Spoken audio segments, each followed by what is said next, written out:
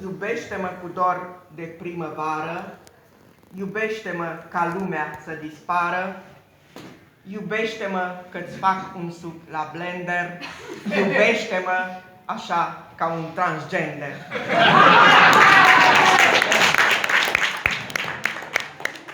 Bună, bună!